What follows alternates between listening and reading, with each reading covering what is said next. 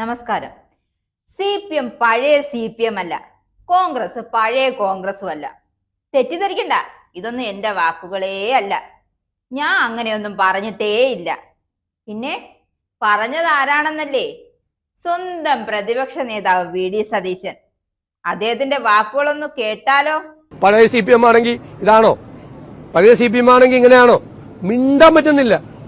അയാൾ ചെയ്തത് ശരിയാണ്, ഇയാൾ ചെയ്തത് ശരിയാണ്, മറ്റത് അന്വേഷിക്കാം, മറിച്ചത് അന്വേഷിക്കാം എന്നല്ലാതെ നോ, ഇത് ശരിയല്ല, ഈ പറയുന്നത് ശരിയല്ല, ഇത് അവാസ്തവമാണ്, ഇത് തെറ്റാണ്, സത്യവുമായി പുലബന്ധം പോലും ഇല്ലാത്തതാണ്, അടിസ്ഥാനരഹിതമാണ് എന്നൊന്നും പറയാൻ പറ്റുന്നില്ലല്ലോ.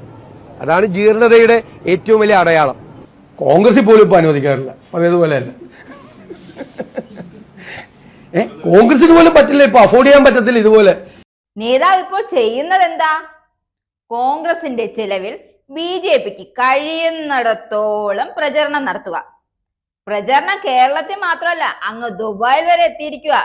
അത് പിന്നെ അങ്ങനെയല്ലേ വരൂ സതീശ? ഓർമ്മയില്ലേ RSS നേതാവ് കൂടിക്കാഴ്ച?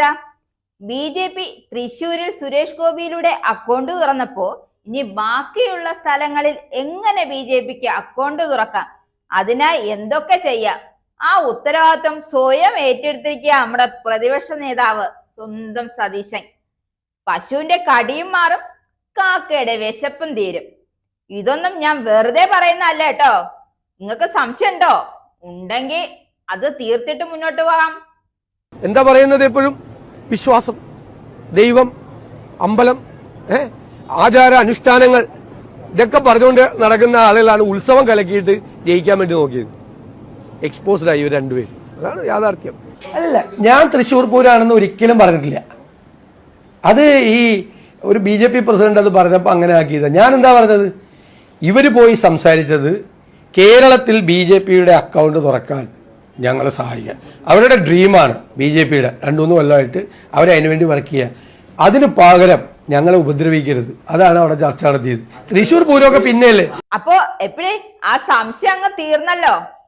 പ്രതിപക്ഷ നേതൃസ്ഥാനത്ത് ഇരുന്ന് നല്ല യമണ്ടം പോപ്പുലാരിറ്റിയാ BJPക്ക് കൊടുത്തിട്ട് ഒടുവിൽ BJPയിലേക്ക് ചേക്കേറാനായി നിൽക്കുന്നത് ശശി തരൂരാണെന്ന് വരുത്തി തീർക്കലും.